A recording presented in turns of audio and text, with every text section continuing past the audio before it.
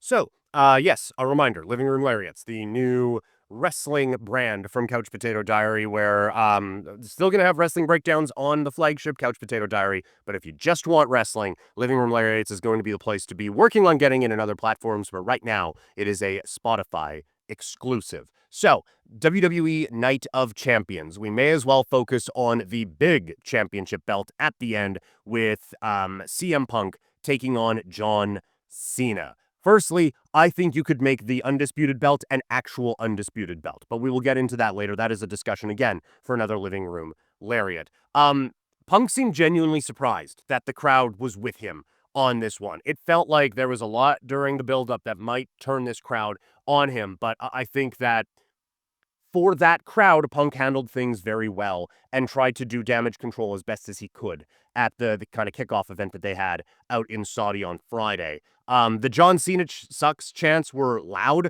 but they definitely faded as the entrance went on. This match didn't really hit the level of their past matches at all, but it was far better than I expected. This is easily the best match John Cena has had in this 2025 retirement tour. You play a bunch of the hits the way that you would expect them to, and you have some shenanigans toward the end, but even the part where you don't have the shenanigans, I thought this match was quite good. You get into all the craziness where Rollins comes out with Bronson Reed and with Braun Breaker and everything happening with those guys. They come out and attack CM Punk. Rollins looking for something, and then Charles Robinson comes sprinting down with another callback to WrestleMania 24, I believe it was. And instead of him sliding into the ring, John Cena hits the old alpha male Monty Brown pounce on that guy, and he goes flying away.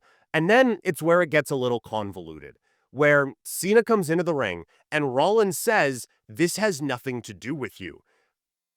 Which, look, I get like Rollins' whole big thing is that he wants he wants to be in complete control and everything like that, and so it is all bigger than wrestling. But you have the money in the bank briefcase in your hand. You called for a ref to come down to the ring. John Cena is the only champion in the building at that point. How does it not have anything to do with him? And so that it is I want to get behind Seth Rollins so much, but there was always all these times where it's this whole it is bigger than me, it's bigger than wrestling and all of this stuff. And I get annoyed by it at times, but this one, it just seemed at another level where it's, oh, this is not about you. How is it not? It is literally almost entirely about him. He's the champion you would be cashing in on. Are you cashing in your money in the bank briefcase to make sure that Punk doesn't win the championship? Because that seems weird. Well, I pinned him, and so the match is over. So I'm not the champion, but neither is he. And so mission accomplished.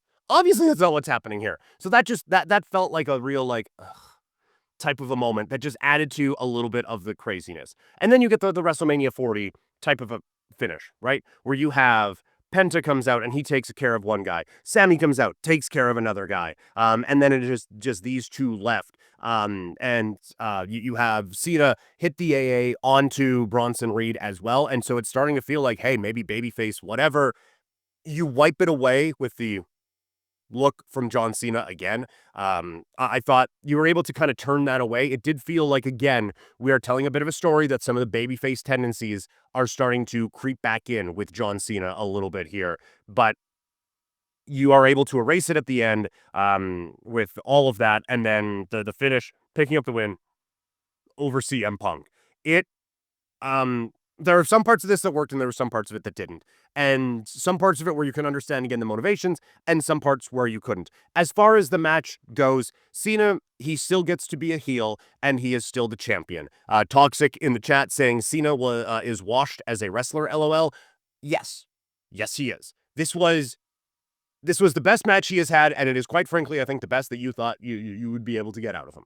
So kudos to them for being able to do that. But yeah, it is not pretty, and you're going to need a lot of these bells and whistles to get it done. I think a huge credit to Punk for being able to get that type of a match out of John Cena as well. But even that, like, it wasn't like it was this Matt classic. The reason it got to the levels that it kind of got to was it was just finisher after finisher after finisher after finisher after finisher. And we're kicking out of like 5 different finishers that all these guys have. And it was kind of like the first match of the night. They did that with Randy Orton and Cody Rhodes, and that feels like what this crowd kind of wanted. So you are able to get the most out of it. But yes, no, this is we are not going to look back on this retirement tour as some of the greatest work of John Cena's in-ring career. That is for certain, even by his standards. That is for certain. You do get Rollins able to cost CM Punk the title, so there is that, but that felt like almost a bit of an accident. The way that all played out. So I'm interested to see what the follow-up is for that coming up on Monday Night Raw.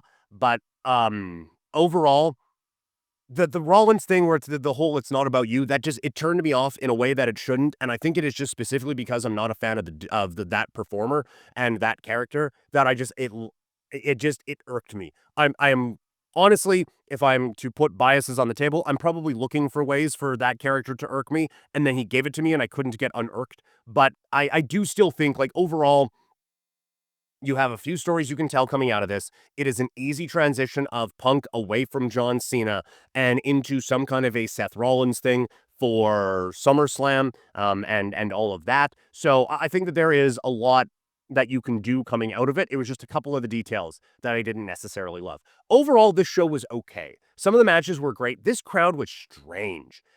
It was really quiet for stretches, and I don't know if there was just something going on that they felt they had to make the crowds quieter, or if there was a technical problem, or what was happening, but it was quiet during a lot of these stretches, and you would get big pops for big moves and stuff like that. But aside from that, this crowd was there to pop for a couple of entrances and then pop for some big moments, and that was it. When the heels were going, there was no booing, there was nothing negative. It was just silence for a lot of stretches, and it felt like it took away from a lot of the matches at this particular show. So there are some interesting stories that can come out of it, and we will get into those at a later time.